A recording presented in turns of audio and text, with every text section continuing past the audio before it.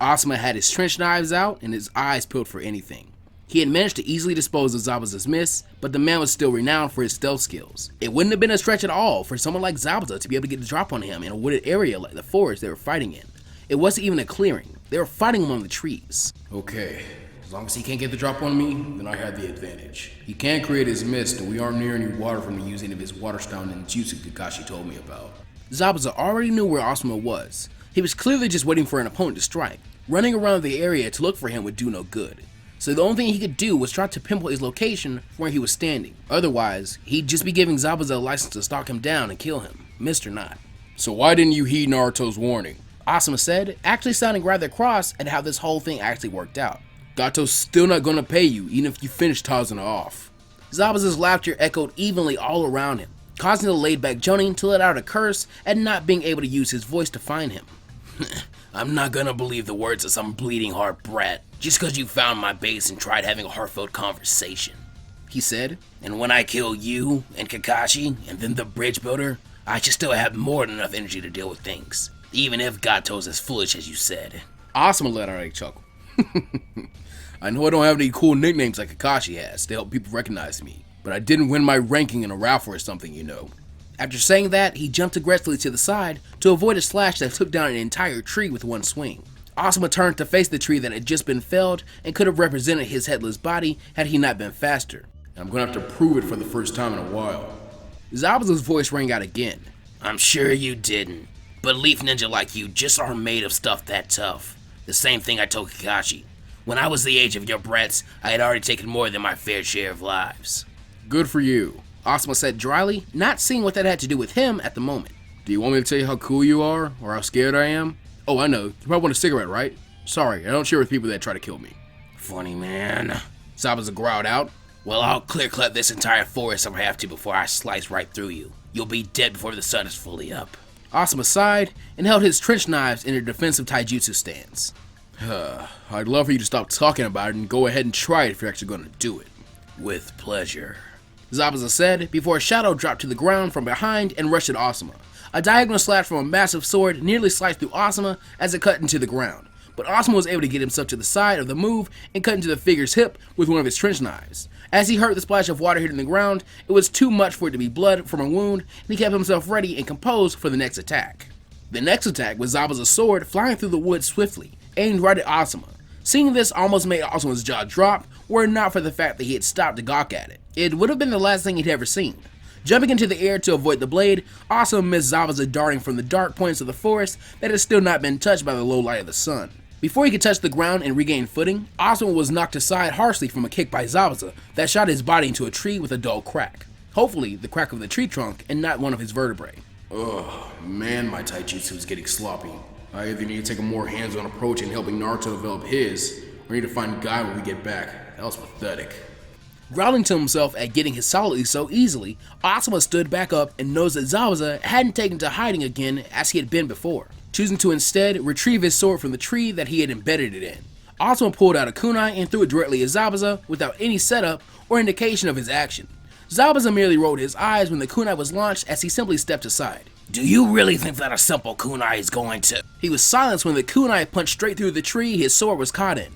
He looked and saw that it had been where his head had previously been level with. Turning back to Osma, he saw that the leaf ninja had vanished from his sight, and while he didn't think that Osma was on his level in that department, he was aware that a leaf ninja hidden among the trees was a damnably dangerous thing. They all damn near grew up in the fucking forest. He preferred being in the open and using his mist to mask his approach. With something like a forest this thick and with the trees so close together, any ninja worth their salt could find a way to turn the tables in this environment. And much like himself, from what had just been shown, Osma would only need one shot at him to end this fight as well. When he comes out, I'm gonna lop his head off and move on. But that kunai he used, is he a wind user? He must be for the kunai to go through the tree that easily. Throwing the executioner's blade couldn't even get all the way through the way that little kunai did. Zabuza was beginning to realize he might have made a miscalculation. If this dragged into a battle of attrition, then he might not have enough energy left in the tank to keep going and take Kakashi on after he won. A Jonin, no matter the village, even if he believed it was soft or not, was not to be taken lightly. However, having a getting like Naruto, who seemed to be so pacifistic on his squad, he believed that the Jonin was much the same way. You're not bad for a leaf ninja. Osma said from where he himself was hidden, using the wind mastery to store the air around him and space out the sound of his voice. Well, I'm kind of the son of the Hokage. If I didn't kick ass, I would never hear the end of it. Not being able to locate Osma from the sound of his voice, Zabuza had to refrain from chuckling to himself. Apparently, I'm not the only one that likes taunting people from the shadows, he thought to himself as he finally yanked the executioner's blade from the tree. Just as the blade was freed, Osma dropped from the branches above and immediately broke into a taijutsu attack with his pair of trench knives. Zabuza was able to use his massive cleaver to keep Osma from striking him and cutting into him before he retaliated with a hard swing of his own. Osma held his knives and defended the attack, but Zabuza's raw power broke through his guard and threw him back and away. Stopping himself by backing against a tree, Osma lifted his arms over his head to block a downward swing from Zabuza's sword, coming so close to being cut by the blade that it actually smacked against the middle of his headband, lightly enough to be safe, but hard enough to make an audible ping noise. Osma grunted in an effort of blocking the mammoth weapon, shoving it over to the side and ducking out of its way as it finished its ascent to the ground. Osma rolled back to his feet and lifted Zabuza from the side to make an attempt on him. Not fast enough, the former Rain Anbu said as he stepped out of the way and let Osma pass by him, only for a rather deep slash to form on his chest. Zabuza watched his own blood fly through the air and seemingly saw some of it stick to an invisible surface in mid-air for a moment. What the hell just happened? He thought to himself. He wasn't hurt enough to quit, not by a long shot, but not knowing what happened could only be a disadvantage. Osma slid to a stop from his rushing attack and looked back at Zabuza and the wound he had made on the opposing ninja. Nice. Okay, let's get this started for real. Hopefully the kids are doing okay against their opponent. It's 3-on-1. It should be fine. Team 10 versus Haku. This is so not cool, Naruto thought to himself as he took another set of Senbone to various places on his body. Which one is real, damn it? He thought to himself, picking the needles out of his body as he stared at the dome of mirrors surrounding him. Haku's reflection, staring at Naruto impassively with the mask on her face, gave no indication of where the next attack would be coming from. Please surrender, Naruto-kun, Haku said, almost in a pleading fashion. I do not wish to kill someone with a good heart like you. I'm not gonna quit, Haku, Naruto said, gritting his teeth at the mere thought of giving up when his team and tons of people were counting on him. I think I've had enough of your Fernhouse mirrors from hell. I think I'll leave now, he said before letting the chakra under his feet fade, allowing him to fall under the surface of the water. As he tried to swim his way under the dome of mirrors, he learned that it wasn't a dome. It was an entire sphere of ice mirrors, and the ones underwater all had Haku's reflection, branching Senbone, ready for attack. Son of a bitch, give me a break already! Trying to swim back to the surface was his only option, as he was far slower underwater than he was above it. Creating some clones to form a defensive shell to surround him, he quickly made his way back up, just as they were all punctured by Haku's metal needles and dispelled. Placing his feet back on the surface of the water, he began making movement, any kind of lateral movement. If he kept staying still, he would only be making himself an easier target for Haku, which she really didn't need him to do for her. It seemed that for as much as he had worked on his physical conditioning, after seeing and being ragdolled by Rock Lee once, he was still nowhere as fast as he wanted to be. And Haku seems faster than Lee did. In his mind, at the moment, the only solace he could take over the present situation was that he was the only member of his team currently stuck inside the dome and getting systematically picked apart by the ice-wielding ninja. Naruto was far from slow. He was the fastest one on the team, not counting Osma, of course. He was leaps and bounds ahead of Ino and Shikamaru in that department. But he wasn't fighting Ino or Shikamaru. He was fighting Haku. And as long as he was stuck inside of this death trap, he was just doing nothing but dragging the fight out for as long as he could. Neither of his teammates could beat Haku. Of this, he was certain. Confident in them, he was. Not for this. How would Shikamaru trap her if he couldn't even determine where she was? She was too fast for the mind-body switch jutsu to hit her. How would Ino even go about fighting her? If he couldn't win, or if Osma didn't show up, they were screwed. Multi-Shadow Clone Jutsu! If he couldn't touch Haku, then everything he had learned about taijutsu to this point was useless. Thus, he needed to switch tactics a bit. Chakra Echolocation Jutsu! From within the thick shell of shadow clones that attempted to keep him covered as best they could, Naruto tried to pinpoint the exact location of Haku, which mirror she was actually hiding in. After several attempts of trying to get a lock on her, he found himself unable to exactly do so. Every time he did it again, it would always say a different spot than it had previously. As the last few clones were defeated by Haku's speedy attack from out of his effective range, he came to a conclusion. She's moving between the mirrors. The reflections are an illusion. She only is really one at a time, but she moves too fast for me to see. Creating more clones, Naruto watched as Haku seemed to stop playing around and obliterated them before he could even begin any kind of effort at freeing himself. She seemed to be his exact opposite style-wise. Naruto's entire fighting style was to close the distance and batter his opponents into submission or incapacitation either by himself or by the use of his clones. From what he had seen of Haku, she wasn't very good up close for someone trained by a guy carrying a big ass sword like Zabuza. She chose to remain out of his range of effectiveness and pick him apart from afar. The sin bone were beginning to wear on him. Shikamaru had his fists clenched tightly as he watched Naruto desperately try and escape from whatever Haku had formed to separate them from him. They had attempted to throw a kunai with an explosive note attached. However, it was knocked from the air by a grip of Haku's sin bone and diffused in the water. Part of him just wanted to say to hell with it and charge out like a samurai or something, but he knew that would make him more of a liability than a help in this case. And then there was the key fact that he couldn't walk on water. Every plan he could think of would have Ino heading out there instead of him, and that would be worse than if he had been able to attack directly. So our strongest direct fighter is already out there in a fight and trapped against someone that's his exact antithesis. He wouldn't even need help if we could just get him out of there. Ino, on the other hand, could walk on water, and she was having to physically grab onto the bushes they were hiding behind to keep from going out there, because she knew once she got there, she would be of absolutely no help whatsoever. There was only one thing she could think of that would get him out, and she was the only one that could do it. "Shikamaru," she finally said, gulping down some fear. "There's only one thing I can think of to help Naruto, and you already know what it is." "No," he said firmly. "we don't need to do that. There's another way, there has to be." Naruto's Shadow Clone Jutsu was the most battle-ready technique they had at the moment. If this were a board game of some sort, he would be the piece meant for attack and maneuvering around defenses. Without Naruto, any strategy Shikamaru could create wouldn't have as much weight as it otherwise would have.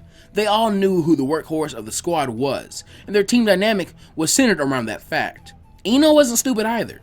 She had seen the fight up to this point, and she had also known, just as well as Shikamaru did, that Naruto in open spaces was perhaps one of the most dangerous getting period, rookie or not. Without him, they were as good as a one-legged man in an ass-kicking contest. Actually, more akin to a no-legged man in an ass-kicking contest, since Naruto was their most mobile member. "Shikamaru!" Ino growled out dangerously at the usually lazy ninja. "You know those strategies that we spent so much time learning and drilling? Well, this is one of those situations. This is actually the best situation for one of them, and you better know which one it is. You're the one that came up with them all." Shikamaru narrowed his eyes at the scene and analyzed it as best he could while watching another horde of Naruto clones split up in an attempt to fool Haku and allow Naruto to escape. As he saw Naruto's clones and thought back to the team training they had done in the past and then realized how Naruto was surrounded, his eyes popped wide open. "Do you think he'll know what it is once you start it?" Ino scoffed and rolled her eyes. "Well, he'd better know. If he doesn't, then I'm screwed. But at least he'll be out no matter what. That's what's important about this. If he's outside, then we can win this no matter what happens to me in the end."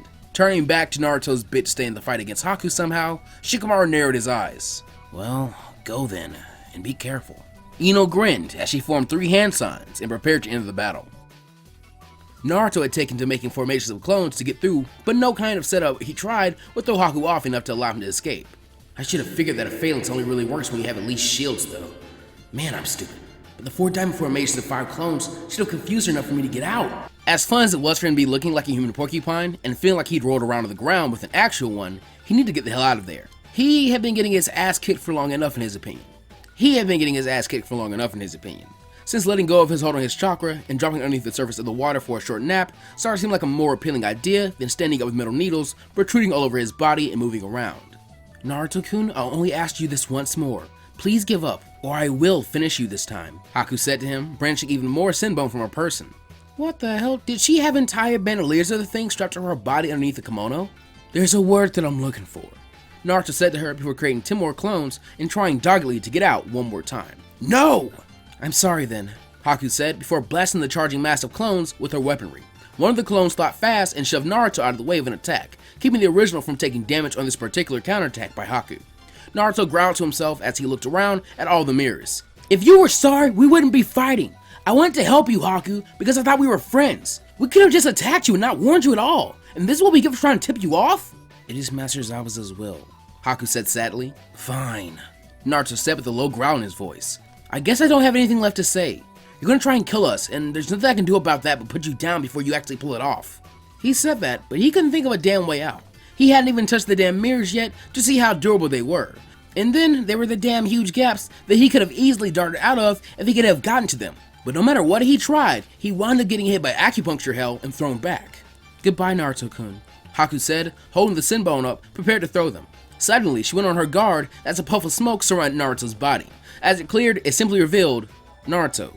But this Naruto didn't have any needles in him or any wounds on his body at all. What just happened? Before her statement could finish, the grinning, unscathed Naruto in the dome was surrounded by another puff of smoke, and as it cleared, it revealed a battle-weary looking Naruto. The one that had been there at first, that Naruto turned to run and escape. But he didn't get far before Haku put him down with her Senbon, and behind her mask, her jaw dropped as it burst into smoke, leaving her alone in the dome. She looked at the lake area surrounding her dome of mirrors and saw nothing. Naruto was nowhere in the area that she could see. What just happened? Where did he go? Shikamaru smirked as a ruffle of silence next to him signified someone's presence. Well, I have to say, I didn't think one of our plans would work in this situation. Collapsing point triangle swing complete. Next to him, Naruto holding Ino Brino style before crouching and setting her down like both him and Shikamaru was grinning like mad despite his injuries. Ino, when you used the substitution switch with me, that scared the hell out of me. I didn't remember making any clones that got away from Haku that would have been able to do that. Ino's smile was so bright, it could have lit up a dark room. Well, watching you get people all the time with the transformation made me realize that it's not a bad plan. I'm just glad you realized what was happening before she threw needles in me. You sure hightailed it out of there with me once we were clear. Do you like holding me like that, Naruto? She joked before actually paying attention to his appearance. Now that they were free and clear for the moment, she was able to see all the wounds that Haku had inflicted on him. Calm me, Naruto. Are you gonna be alright? I'll be fine. He assured her tensely as he began pulling the needles out of his body. I feel more drowsy than anything, Naruto said, blinking back some fatigue. I'm never tired though, but all I want to do for some reason is shut my eyes. Shikamaru helped Naruto pull needles from places he couldn't see or reach. Team 7 said that hunter ninja that got Zabuza away from them hit a pressure point on him that put him out cold. Maybe that's what's happening to you. Shit, I hope not. Naruto thought to himself as the last of over 12.5 needles fell from his flesh to the ground. He couldn't afford to start feeling sluggish because some pressure points took some good hits. His team needed him. They were about to come with a counterattack, and whatever the plan was, he was probably going to be vital to whatever it was. Osma versus Zabuza. The fight between Zabuza and Osma was becoming a rather brutal close-up affair. After it became clear that neither of them felt like jumping around the other, beating around the bush, they simply began trying to cut the other one down with their respective weaponry. However, Zabuza was having a smidge of trouble with Osma for some reason. Zabuza held his blade up as a slash brushed the width of his sword. The thing about it was, Osma's trench knives weren't even touching his sword. Trying to use his reach advantage for some reason just wouldn't pan out for him. Maybe because when he thought he was several feet out of Osma's range, the man would still wind up hitting his sword. There was also the fact that Osma was actually faster than he was. More than once, Osma had caught him flat-footed and had almost taken out his head while barely needing to get in range to take shots at him. Whatever he's doing is expanding the reach of his weapons. I can't see it, so I can't actually judge the range they could be attacking at. That style was dangerous for someone who relied mostly on close-range fighting the way Zabuza did to face off against. Osma's taijutsu was purely intended for him to come close to making contact with his trench knives. His style was very hand-oriented. Something of a hard boxing style that even when he missed would allow him to cut his enemies if they were close enough, and most of the time, they were. Zabuza seemed to have gotten the message early on and tried blocking Osma's trench knives themselves instead of trying to dodge. So, he's worked out how Flying Swallow goes, has he? Points to him, I guess. Zabuza let out an angry grunt of exertion as another swing of his sword saw Osma dance back out of his range. I can't keep wasting time with this guy. There's still Kakashi to deal with. Hasn't Haku gotten to finishing off those brats yet? She probably won't. Ever. Osma said with a smirk on his face as he stayed ready in his boxing stance. My brats, as you like to call them, are damn effective. They have all kinds of premeditated plans for dealing with people stronger than them. They train against me after all. He neglected to mention that they had never really gotten him before, but that was because of his raw experience that helped him out when they made mistakes. 3-on-1, they got all possible bases covered. Yeah, I'm so sure. Zabuza said sarcastically. That blonde brat that walked right to my front door thought he could leave? I'm certain he's a real killer. And there you go again, Osma said in a rather disgruntled manner. The only thing you believe that makes a good ninja is how well they can kill. That's why your dream of overthrowing the Mizukage will never gain any traction. He could sense that he now had Zabuza's ire. Who was gonna lead afterwards? You? You don't know the first thing about being a leader. Your closest confidant is someone you see as a tool, expendable, and you're too aggressive for your own damn good. You couldn't even wait to hear what Naruto had to say towards Gato. Didn't even listen for a moment. Zabuza rolled his eyes at having passed the events from Osma. He was there, he knew what he had done, and he still couldn't care less about it. He had planned on killing Gato once they had gotten paid. The little runt seriously needed to watch who he was talking to like he owned them in the future, if he actually lived past today. All Naruto's admittance told him was that he was right on the money and needed to make a plan once the job was complete. But Osma continued. That kid has more leadership qualities than you despite the tactical error he made getting us out here. And I don't really see it being that bad. We can win, because I don't have any problems with killing you myself. You're a real big talker, Zabuza said in amusement. You do know who I am, right? Even Kakashi was wary of me when we fought. Yeah, Osma said. That's because his Genin were there and he had to watch them, and Tarzan at the same time. I don't have to. I can just focus on kicking your ass and deal with the collateral damage. I don't have to hold back like he did. Plus, you can't use your mist on me. I'll just blow it away. There's no body of water for me to use. Zabuza thought to himself. Damn, that brat folk discovered me before they could get closer to water. Setting his sword for another attempt on Osma's life, he prepared to come at the man again. Osma narrowed his eyes in preparation for the charge, and made a set of hand seals. Fire style. Ash pile burning. From Osma's mouth, a thick black powder spewed forth and covered a wide-scale area all over the immediate area of battle. Zabuza immediately shut his eyes, and the rabbits around his nose and mouth were able to filter out most of the bad air generated by Osma's technique. Does he really think this is a disadvantage? He might as well just set my mist back up for all the good this will do him. If he can't see me, that's all the better, he thought as he began moving through the ash to find an angle to attack Osma from. Time to smoke you out, Osma said before clicking a piece of flint in his mouth with his teeth, creating a spark that ignited the ash and caused a massive explosion. Team 10 versus Haku.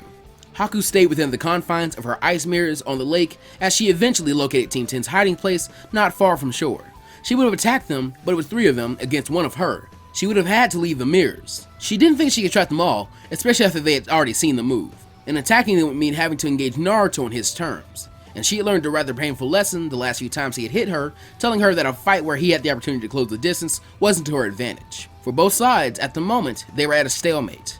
Haku wasn't about to leave the mirrors, but the longer she stayed in them, the more chakra she wasted. On the other hand, Team 10 didn't have a move at all. Haku was their responsibility, and they could just keep her there if they had to. However, depending on who won the battle between Osma and Zabuza, ranging on meantime, it could either be a good move or the strategy that would seal their fate.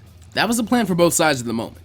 Hold out for the time being until the other two finished their battle and arrived to help them finish. It was the plan until the sound of an explosion came from within the forest, easily getting the full attention of Team 10 and especially Haku, who knew that Zabuza didn't use attacks that had fiery explosions involved. Master Zabuza! Haku rushed from her mirrors and let them fall into the water as she took off across the surface of the lake to head towards Zabuza and ensure that he was safe. She started moving faster when she saw a shadow move from the brush towards her across the surface in an effort to cut her off at the pass. Haku diverted her direction to dodge the shadow moving at her. She had no clue what it did, but she wasn't curious enough to let it catch her so that she could find out. Moving to avoid the shadow as she made it to land, she almost wasn't able to avoid the attack from a contingent of shadow clones that had been lying in wait.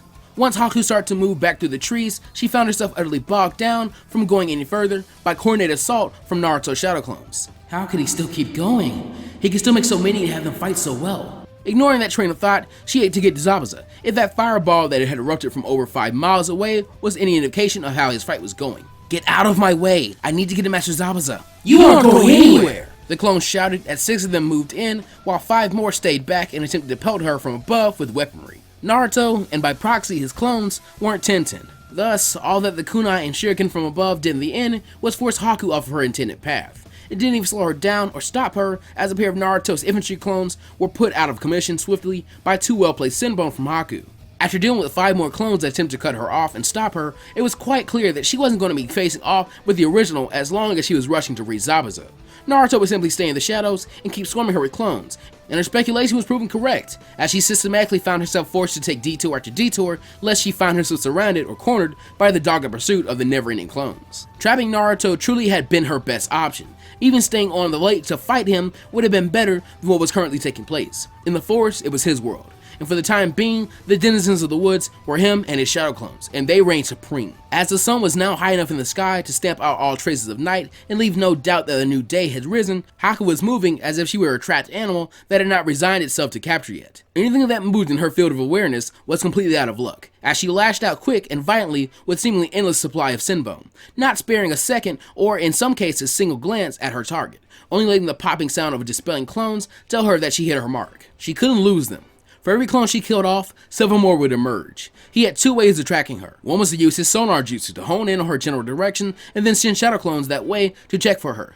The second was when Haku killed a clone, he would be able to tell where she was. However, if she just let them live, they would still find her anyway. She had long since passed the point of panicking.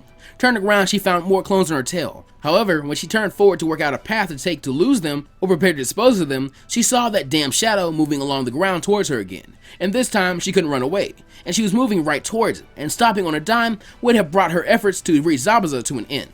The only option she had was left to attack in the general direction of the shadow. She couldn't see the source of it, but she could estimate as her eyes worked double time and found what she figured to be a good 45-degree estimation of the origin of the shadow. Figuring that no matter what, she was going to be hit by that technique, whatever it did, Haku decided to at the very least go down swinging, or throwing in this case, as she let loose 2 fistfuls of her rather deadly scent bone in front of her and behind her to rid herself of Naruto clones. Her gamble paid off, as not only did she destroy the clones, the shadow retreated away from her in the direction she threw. A rustle of bushes determined that someone had dodged and had been forced to let go of whatever jutsu was being used. Narrowing her eyes at the sight, she honed in on a tuft of black hair sticking out from the cover of the plant life. Quickly letting loose a barrage of needles, the figure stood up just as the needles hit him. Ugh, troublesome. Shikamaru grunted out as he staggered back from the hits he had taken. That almost worked. Sick of having gotten the runaround from this team of Rookie Ginning for so long, now they had them keep her away from getting to Zabuza to assist him, Haku didn't hesitate as she let fly with another set of Senbone that hit Shikamaru dead on and got him let out of gas for falling back against a tree and slumping to the ground. Haku moved in to ensure that he was out of commission, but a feminine shout of "Shikamaru" alerted her to the blonde female member of the squad heading out from her own hiding place nearby as she tried to cut off the ice-wielding missing ninja from doing any further damage to her teammate. Ino tried her best to engage Haku in close as she saw herself as the only defense Shikamaru had until Naruto was able to catch up to her himself and fight. His clones had served their purpose for what they had been intended for, but the plan had fallen to hell once Shikamaru was hurt. Unfortunately for Ino, after dealing with Naruto and his clones, which had a far greater capacity and close than her with the fear, adrenaline, and anger moving through her system by Zabuza's unknown fates, and the fact that she is being held back from helping him by these kids detaining her, Haku was quick and merciless to the young girl. While Haku would be the first to admit that her taijutsu was absolutely abysmal, she had her Senbone in hand, and Ino wasn't as good as defending attacks as Naruto was from someone faster than herself. Ino let out a desperate gasp as Haku seemed to float around the punch she threw to make her way to the girl's back. Ino desperately tried to turn to defend herself, but there was nothing she could do. She's so much faster than Naruto. She was never able to finish her thought as a needle found its way to the side of her neck, forcing her eyes to roll into the back of her head and dropping the girl to the ground. With the 2 getting around her overcome, Haku didn't feel like sticking around to try and deal with Naruto once he was able to arrive with his seemingly infinite backup. Sparing one glance back to the unmoving Ginning duo, she kept moving towards where she saw the explosion from earlier. Haku's barrage on him inside the dome of mirrors had taken a toll on Naruto. Once the needles were removed from his body, he realized that he had been hit in areas by Haku that would intentionally slow him down. A few more and he wouldn't have been able to stand up, let alone continue to fight. Ino had gotten him out at the right time. His mobility shot, Naruto made up for his new lack of speed by making 3 shadow clones, his chakra dispersed evenly between them, and forced them to provide the raw chakra for his clones that he would use to corral Haku towards Shikamaru's shadow. After bouncing her around for a bit and allowing Shikamaru and Ino to get into their positions, his clones did their jobs perfectly. They were slower, but the sheer amount of them that he was able to create made up for his own physical deficiencies.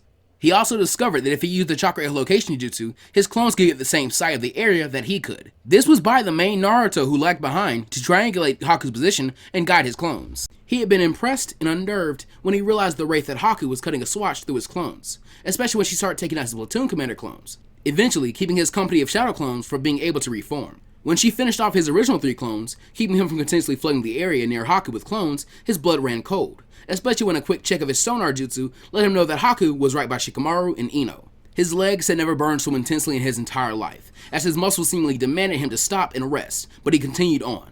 Another check revealed that Haku was no longer there, but 2 bodies were, and they weren't moving. As he burst into the area, Naruto first laid eyes on Ino on the ground, face down, and not moving. Ino! He ran over to her and turned her over to find that she gave him no reaction whatsoever. Ino, come on, wake up! Reaching to test her pulse, he pulled his hand back like he had been burned when he didn't find one. No, come on, you're tougher than that. Just wake up!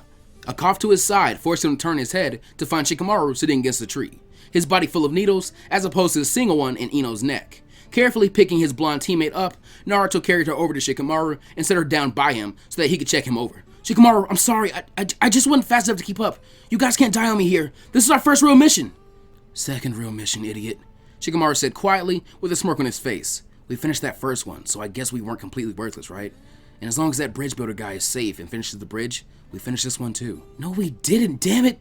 This mission isn't successful if we all don't make it back to the Leaf. Come on, you lazy bastard, show some fight for once! Don't you fucking give up! Shikamaru's eyes started closing. Crying, Naruto? Man, that's so uncool. But then again, you weren't ever really one of the cool guys, just like me and Choji. That's what I like about you. He finished as his lids closed completely. After saying that, Shikamaru's body went limp against the tree and didn't move again. just like Ino. Naruto looked back at the young Yamanaka girl and couldn't keep his eyes on her as he looked down at the ground. With one hand, he closed her eyes before punching the ground repeatedly, hard enough to break his hand. With his good hand, Naruto gathered the chakra to make the chakra echolocation jutsu and let out a pulse that allowed him to see Haku moving swiftly towards where he presumed Osma and Zabuza were. Clenching his jaw shut tightly, as tears were freely falling down his face, he couldn't comprehend how angry he was. It was his fault. He knew that he was the one that needed to be near them in case of trouble, as he was the only one that was suited to deal with an opponent as dangerous as Haku directly. But his body chose to crap out on him when he needed to go a bit longer, and now his teammates were dead. All because he wanted to warn someone that he thought was his friend. All because of Zabuza and Haku. Naruto stood straight up and pulled down his goggles over his eyes to hide his tears, and finally let out an anguished yell of rage and sorrow. Haku! Osma versus Zabuza. Osma had cleared back from the explosion he had caused, as it had started something of a small forest fire. Osma was sure he could put it out, but at the moment, he needed to confirm his kill. He just really wasn't looking forward to going inside of a fire to find Zabuza's corpse. There was no way he survived that though. Zabuza had tried to conceal himself inside the ash from Osma as a poor man's substitute for his mist. Too bad for him that was all a part of Osma's jutsu. Blew his ass to Kingdom Come, he said, looking at his handiwork, trying to peer through the flames. Wish I could see him there though. A yell of pure anger erupted from the flames as Zabuza emerged and swung a deeply cracked executioner's blade at Osma, who jumped backwards but still got slashed violently across the chest of his flak jacket. The density of the jacket was probably the only thing that kept Zabuza's attack from getting through his organs and finishing him off right there. Dropping to one knee momentarily before standing back up, Osma clutched at his wound and glared at Zabuza. How did you possibly walk away from that? You were right in the middle of it. He then noticed that much of Zabuza's body was covered in deep, intense burns. Most of his front was horribly wounded. His facial wrappings were burned, mostly off of his face, revealing his shark-like teeth as he breathed heavily, trying to keep himself out of shock. The executioner's blade kept me from kicking the bucket on that last one, Zabuza admitted, pointing at the crack on the blade that seemed to cover the entire sword. That was until it seemed to absorb Osma's blood that it had been coated with. After taking in all of his blood that it had taken on, it reformed to its original perfect appearance. Not a crack or nick on it. Got to love this thing. Osma groaned in exasperation as he got back into a shaky taijutsu stance. Ugh, this is ridiculous. I'm seriously losing blood here, and the last attack should blow some limbs off. The sword is that dense that it was able to take most of the blood of the concussive force from that explosion. You're good, Zabuza said, slowly lifting his large sword up in a basic kendo stance. You and Kakashi are the best fights that I've had in a long time. You say that like I've already lost, Osma said, gripping his trench knives tightly. Zabuza had gotten him good from that last attack. But from looking at Zabuza, the former member of the Seven Swordsmen of the Mist had also taken some serious damage from their battle. His injuries are more numerous than Osma's, but the blood loss from Leaf Joning could be detrimental to success in battle if he couldn't end it quickly or stop the bleeding somehow. Before they could continue their battle further, a smirk came to Zabuza's face. Before Osma could wonder about what the issue was, he was forced to dodge needles launched at him, and he bit back a curse as the person who attacked him came from the surrounding forest. No. Did she beat them? Did she kill them? Haku, Zabuza said as he watched her draw closer to him slowly, keeping her eyes on any move Osma might make on her master. You certainly took a long enough time to deal with those brats. Had some trouble? Haku nodded. I'm sorry, Master Zabuza. I finished up as quickly as I could after I saw the explosion take place. They were better than they appeared to be. Osma's eyes widened before he started growling angrily at what Haku was insinuating and was preparing to attack when everyone felt a crushing presence around them. Osma immediately had a flashback to 12 years earlier and swallowed down a lump of fear in his throat, realizing who it was. Don't panic. You know who this is, and it might actually be a good thing for this once, he thought with a wait-and-see attitude, all the while preparing for a response just as an orange blur jumped through the trees and slammed hard into Haku. The movement was so sudden that Zabuza's sword, which he prepared for an attack, didn't come close to touching the person before whoever it was hit Haku with full momentum. It propelled her and himself out of the area away from near Zabuza. Forgetting about Osma momentarily, Zabuza turned to chase after and attack the newcomer before Haku could be killed. With the power he felt and with the amount of bloodlust he felt from it, he knew that Haku had no chance. Unfortunately, forgetting about Osma was the last thing he needed to have happen, as it ended abruptly and without warning. For claiming that Haku was just a tool, he certainly cared too much about that tool for one instance, and that was all that someone as wily as Osma needed. Osma threw one of his trench knives at Zabuza, and as anticipated, he lifted his sword to block it with the flat of the blade. However, the chakra flow going through the special metal of the weapons was more effective than the kunai that he threw earlier, and it pierced through Zabuza's sword, burying itself into his chest up to his sternum. Zabuza's eyes went wide, and he let out a gasp as Osma got around to his side and took an angle before using his flying swallow to cut clean right through him. Zabuza stood perfectly still before a massive spray of blood flew from his torso, and he dropped to the ground, cut almost clean in half. Dead. So stupid. You didn't have to die here, you idiot. That's why we're here in the first place. Osma didn't spare him a glance as he began hurrying in the direction that Naruto and Haku came from. I've got to see for myself what happened to Shikamaru and Ino. Naruto can wait for now. Again and again it happened, like clockwork almost. Haku had stopped flying through the air and had almost come to a stop, rolling violently along the ground before trying to get steady and use momentum to reach her feet. But each time she did, she was punted or bashed away further, rather violently, by the orange blur that had hit her in the first place. Eventually, her body hit the trunk of a tree with a sickening crack, and she slumped to the ground, sitting against it. Behind her mask, her eyes were floating open and closed before she realized why she had run away from the guinea she had been fighting in the first place. She shakily tried to stand up, tasting the blood in her mouth, and knowing she had broken more than 5 ribs, at least in addition to a broken right femur due to almost falling as fast as she stood up. Instinct suddenly started blaring for her to move somehow, and she rolled to the side just as a punch shattered the bark of the tree she had been against and cracked the trunk itself. She was finally able to get a good look at her attacker and fought back aghast. Naruto-kun. Naruto growled at her angrily, his appearance now radically different from the boy that had met her not one morning previous. She was unable to see his eyelids behind his goggles, but his brow was furrowed in pure malice. His nails were longer and more resembled claws, and his canines were more pronounced and sharper. His spiky blonde hair looked wilder, and his whisker marks were thicker and darker than normal. He looked thoroughly enraged from the intense and deadly glare he directed at her. So overwhelmed from the sudden aura of darkness from the boy, she was hardly able to reach for her weaponry. But it did her no good anyway, as the symbol that hit him almost immediately dropped from his body to the ground and only elicited an angry growl from him. He blurred out of her sight, leaving an orange haze in his wake to indicate the direction he had gone in. Haku couldn't even keep her eyes on him as he bounced around the area of trees, keeping her off balance and leaving a trail of orange that then dissipated into the air. As she looked around, he appeared in front of her and grabbed her around her neck tightly. Haku's eyes behind her mask almost bulged out of her head at the immense pressure that had been applied from the strangling.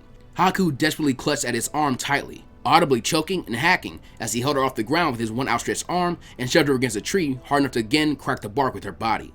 The intensity of the slam against the tree removed the mask from her face and revealed that tears were coming from her eyes due to the lack of air she was getting. She was barely able to choke out the loose syllables of the phrase, I'm sorry, Naruto-kun. Shutting her now blood-red eyes, she waited for him to finish her off as she had seen him cock his fist back prior to shutting her eyes. The smash that followed, she assumed to be her face, and there was no pain as he hit her hard enough to concuss her to the extent that she couldn't tell how hurt she was. The following 5 smashes then followed soon after as the tension on her neck faded and she was dropped to the ground. She felt wet drops fall on her face as she looked up to expect Naruto's hand to be dripping her blood, but saw him leaning his forehead against the tree, tears dripping down from the bottom of his goggles. You killed them. Haku wheezed and gasped for air desperately, having no idea how he didn't kill her from choking alone. Why did you stop? She asked softly, her voice unable to go any higher due to the damage her throat had taken. I killed your friends. It wasn't supposed to be this way, Naruto yelled as he smashed the tree as hard as he could with his forearm and elbow 3 times. We did it to fight. Gato wasn't going to pay you no matter what you did. Even if you beat us here, you still would have had a whole other team to deal with. Why? Master Zabuza told me to, she said, as if she were explaining the reason that the sun rose in the morning. No matter how I felt about it, it was his command. I am his tool. Stop saying that! Naruto snapped at her, grabbing her collar and jerking her back to her feet, pushing her against the tree again. People aren't tools. You're a human being, damn it, and you have free will. All of this could have been avoided if you'd grown a backbone and just spoken up. You know you were wrong. You know that this was stupid. So tell me what was going through your head when you were coming out here. Let it go, Naruto. Naruto turned his head to see Osma walking towards him with Ino and Shikamaru over his shoulders. He slowly walked towards him and stopped shortly by a few feet. Did he beat it back? Did he even know what was happening? No, he somehow calmed down. That's good. He walked directly behind Naruto and looked at Haku, who once she got a good look at Osma, looked at him rather pleadingly, asking him a silent question that she knew he had the answer to. Osma simply shook his head, no pity in his gaze on the girl. Haku looked down, blinking back more tears as the color in her eyes began returning to normal. I see. Naruto-kun, please kill me. Naruto looked at her in shock before his face turned almost stone-like. No, you're not getting off that easily, he said, getting her to squirm weakly in his grip that was like iron. Naruto pointed at Ino and Shikamaru on Osma's shoulders. You're going to live with that. You're going to live with Zabuza being dead. Just like I had to live with being too weak to protect him the way I was supposed to. Tears started falling from behind his goggles again. Before Haku could dispute and beg for him to kill her again, Naruto grabbed her forehead and abruptly smashed the back of her head against the tree, rendering her unconscious. Naruto picked up her lifeless body and turned back to Osma, I'm ready to go back to the house, Osma-sensei. Naruto said bitterly, lifelessly, in a voice that sounded dead. Osma reached into one of the undamaged pockets of his vest carefully so as not to disturb Ino or Shikamaru and stuck a cigarette in the boy's mouth, lighting it for him without a word, as he did the same for himself. And that's why I do this, kid. Not because it's cool, but because it's a coping mechanism. You handled this as well as you possibly could have. He motioned with his head and began to carry the other two Genin back to the house. Come on. Naruto just stood, with the smoke stick in his mouth, not even trying to enjoy it before he finally started moving behind Osma at a reserved pace. They walked for quite a while, not saying a word between them until they stepped out from the forest, signifying they were near Tazuna's. As they neared the house, they saw slashes on the trees in passing and a cut-up boar, as well as leading towards the house. Gritting his teeth angrily, Naruto looked up at Osma, who nodded at him that what he wanted to do was okay. He set Haku on one of Osma's shoulders along with the others and cracked his neck before rushing away in a body flicker. On the main path towards the village from Tazuna's house, the two bodyguards of Gato that wielded katana were leading a tied-up Tsunami who walked with her head down in resignation. She fell to the ground on the offside of the path once she was shoved there by one of them, the one with an eye patch and a lack of a shirt. "We're in no rush, right?" he asked his partner with a sick grin on his face. "All we have to do is make sure the bridge builder's daughter gets there." He didn't say when, and he didn't say that we couldn't have any fun with her either, did he? The white-haired man in the purple hat rolled his eyes. "Fine, just hurry up, damn it. I don't want to be out here all day." Hearing that brat cry and yell for us not to take his mommy pissed me off. Useless runt. You could hear him cry from half a mile out while we were leaving. I might have a go myself just to spite the bitch for creating the kid in the first place. The first man began to drag Tsunami until a voice sounded out. "Please let her go." Both of them looked down the path to see Naruto walking towards them. "I'm in a really bad mood right now, and I might be overacting. But what were you about to do to her?" The man whose fun had just been interrupted whipped around at Naruto angrily and drew his sword. "Whatever the fuck I want, brat." "Hold up on Tazuna's daughter for a second, Wajiri," the white-haired man said as he drew his own sword. "Look at the headband. This is one of those ninja brats that Gato told us to kill if we got the chance." They both started stalking slowly towards Naruto. Naruto sighed and flicked open his kunai pouch, putting the men on edge. "Do you know why thugs like you like weapons like those swords you're holding so much? I'm not going to say there's some inadequacy thing that you guys have with your equipment downstairs because I don't know, and I don't really care," he said, getting them to bristle in anger. "No, losers like you like weapons because a normal guy is automatically stronger than other people with a blade in his hand, and he can make himself rich and feared by pointing it at others with intent to harm. Because with a weapon, even pussies like you can be tough guys if you got blades in your hands." The man with the eye patch stomped forward angrily in an effort to cut Naruto to pieces, but stopped when he heard his partner cry out in alarm from behind him. He turned and saw that another Naruto had appeared behind him and had grabbed him around the waist and arms, squeezing tight enough to get him to drop his sword on the ground. "Wajiri, help!" Atomic extermination. Naruto's clone lifted the white-haired man up and abruptly jerked his body back to bridge over and slammed the man harshly on his head and neck, leaving it bent at an awkward angle as his body bent over in the direction he was slammed on it in. Wadaji was about to move to retaliate on the clone when he heard Naruto's voice in his ear from behind. "And what I really hate is a pussy with a blade in his hands. Fade to black." He lifted his arm high above his head from his perch behind Wajiri on his shoulders and slammed his elbow down hard as he could at the base of his neck. The mouth of the hired thug twisted in agony before he bonelessly dropped to the ground in a heap. Naruto and his clone that had attacked alongside him stared at the two dead men before turning their attention to a clone that was cutting Tsunami loose. Upon being freed, she lashed onto the clone for dear life and hugged it tightly. Naruto walked over and expelled his clones before helping her up. "Are you okay?" he said with his goggles still down over his eyes. She ignored the cigarette in his mouth, as he wasn't even really smoking it. Plus, he had just saved her life, and probably more than that, and nodded. "Yes, thank you. You got here just in time. Thank you so much." Naruto's lip quirked slightly before a frown found its way back onto his whiskered face. Well, the hero always arrives at the last minute. He proceeded to assure that Tsunami was alright until he saw Osma walking down the road, still carrying everyone, only Haku was now tied up. The man seemed to have a serene smile on his face as he walked through, even ignoring the corpses that now littered the path. Naruto walked over to his sensei and began to speak. "I kept them from doing anything to Tsunami, Osma-sensei. Gato tried to kidnap her." "I hope you fucked him up. Gato's a prick," a feminine voice said weakly from Osma's shoulder, getting the man to grin wider. Naruto stood still as a statue and stared at Ino on Osma's shoulder. "Can you say that again? I think I'm starting to snap." "Gato's a prick," the voice said again. Ino weakly lifted her head, locking her blue eyes at Naruto's. "I heard you won."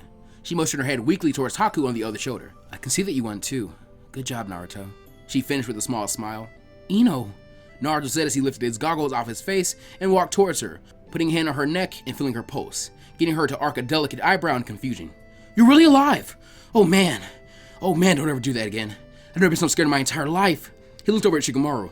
What about him? Is he alive too? He starts shaking Shikamaru. Shikamaru, speak to me! The boy groaned lowly and kept his head lowered. I finally get an excuse to sleep, and the first thing you do is wake me up. You troublesome bastard. A smile grew over Naruto's face, and he put his goggles back down over his eyes, to hide the tears building in his eyes again, for a positive reason this time. End of Chapter 10.